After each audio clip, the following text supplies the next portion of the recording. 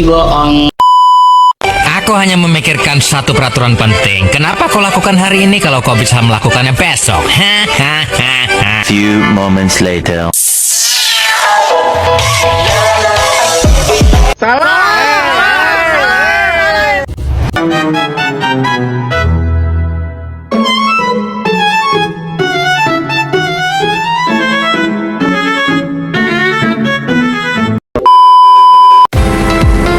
teman-teman, saya di sini akan sedikit menjelaskan tentang perkembangan peserta didik dalam pendidikan. Simak ya videonya. Apa itu perkembangan peserta didik dalam pendidikan? Yaitu perkembangan peserta didik dalam pendidikan merujuk pada proses perubahan dan pertumbuhan yang dialami oleh individu sepanjang hidupnya, mencakup aspek fisik, kognitif, emosional, dan sosial. Perkembangan terhadap konsep ini penting bagi pendidik untuk menciptakan lingkungan belajar yang sesuai dengan kebutuhan dan potensi peserta didik. Peserta didik adalah individu yang terlibat dalam proses pembelajaran pada jenjang dan jenis pendidikan tertentu. Selanjutnya, prinsip perkembangan peserta didik. Yang pertama ada holistik, memperhatikan aspek kognitif, afektif, dan psikomotorik secara seimbang. Yang kedua, individual, mengakomodasi perbedaan individual dalam kecepatan gaya dan potensi perkembangan. Yang ketiga, tahapan perkembangan, memahami tahapan perkembangan untuk memberikan stimulasi yang sesuai. Yang keempat, interaksi, faktor internal dan eksternal mempengaruhi perkembangan. Yang kelima, kesiapan, memperhatikan kesiapan fisik, mental, dan emosional sebelum memperkenalkan konsep baru. Yang keenam, ada pembelajaran belajar. Pembelajaran efektif melalui pengalaman langsung dan aktif. Yang ketujuh, berkelana perkembangan sepanjang hayat. Pendidikan harus mendukung perkembangan berlanjutnya. Dan yang ke-8, perkembangan sosial emosional, mengembangkan kemampuan sosial, emosional, dan moral. Dan yang terakhir, motivasi dan minat, menciptakan lingkungan belajar yang menarik dan memotivasi. Dengan memahami penerapan prinsip-prinsip ini, pendidik dan orang tua dapat menciptakan lingkungan yang kondusif bagi pertumbuhan dan pembelajaran yang optimal. Ada juga aspek-aspek perkembangan peserta didik. Ada aspek kognitif. Perkembangan kognitif mencakup peningkatan kemampuan berpikir logis, menganalisis, mengevaluasi, dan memecahkan masalah. Seiring bertambahnya usia dan pengalaman belajar, peserta didik akan menunjukkan kemampuan yang lebih kompleks dalam memahami informasi, menyusun ide, dan menerapkan pengetahuan dalam kehidupan nyata.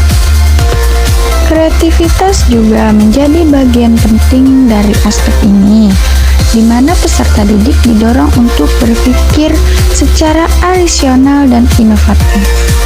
Ada juga aspek efektif. Aspek efektif berkaitan dengan pertumbuhan emosi, pembentukan sikap, nilai-nilai moral, dan karakter. Peserta didik belajar untuk mengenali, mengungkapkan, serta mengelola perasaan mereka secara sehat. Selain itu, mereka juga mulai membentuk identitas diri, nilai-nilai kehidupan, serta pandangan moral yang akan memengaruhi perilaku dan hubungan sosial mereka. Ada juga aspek psikomotorik. Perkembangan psikomotorik mencakup peningkatan kemampuan motorik halus dan kasar, koordinasi tubuh, serta keterampilan fisik yang mendukung kegiatan sehari-hari maupun pembelajaran. Keterampilan ini diperoleh melalui latihan, pengalaman, dan stimulasi yang bersinabung baik di lingkungan sekolah maupun di luar sekolah. Apa itu faktor yang mempengaruhi perkembangan peserta didik? Ada faktor internal. Jadi, beberapa faktor dari dalam diri yang mempengaruhi perkembangan. Ada genetik yang menentukan potensi dasar dan arah perkembangan. Kesehatan fisik dan mental yang sangat mempengaruhi energi dan kesiapan belajar. Motivasi dan minat belajar menjadi pendorong utama dalam proses pengembangan diri. Kecerdasan baik secara umum maupun dalam bentuk kecerdasan majemuk. Bakat khusus yang kemungkinan peserta didik unggul di bidang tertentu apabila dikembangkan dengan baik. Ada faktor eksternal, lingkungan juga memainkan peran penting. Ada lingkungan keluarga, termasuk dukungan emosional, pola asuh, dan keterlibatan orang tua. Lingkungan sekolah melalui kurikulum, metode pengajaran, kualitas guru, serta interaksi dengan tema sebaya. Lingkungan masyarakat yang mencakup nilai budaya, norma sosial, dan kesempatan berinteraksi secara luas. Teknologi yang dapat memperluas akses terhadap informasi dan sumber belajar, namun juga perlu diarahkan agar digunakan secara positif dan produktif. Pemantauan dan evaluasi perkembangan. Agar perkembangan peserta didik dapat diarahkan dengan efektif, diperlukan pemantauan secara sistematik dan berkelanjutan ya teman-teman. Ada beberapa metode. Ada tes akademik untuk mengevaluasi pencapaian kognitif, observasi langsung untuk menilai perilaku, sikap, dan keterampilan, penilaian portofolio yang merekam proses dan hasil karya peserta didik sebagai bukti perkembangan, wawancara atau diskusi yang memberikan wawasan lebih mendalam mengenai pengalaman dan peserta didik.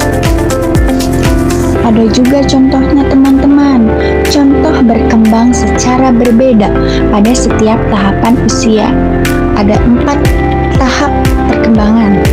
Yang pertama, usia dini dari 0 sampai 6 tahun, membangun pemahaman dasar, mengenali objek, dan mengembangkan keterampilan motorik.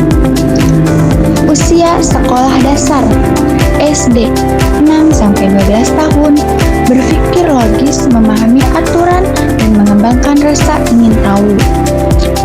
Usia sekolah menengah pertama SMP 12 sampai 15 tahun, berpikir abstrak, mengalami perubahan emosi, dan membentuk identitas diri.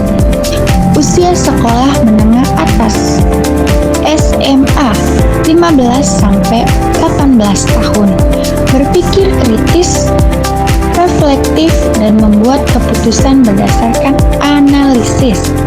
Perkembangan setiap individu unik dan memerlukan pendekatan pembelajaran yang sesuai dengan kebutuhan dan karakteristik pribadi. Jadi, kesimpulannya adalah perkembangan peserta didik mencakup aspek fisik, kognitif, sosial, emosional, moral, dan bahasa yang unik yang berkesinambungan.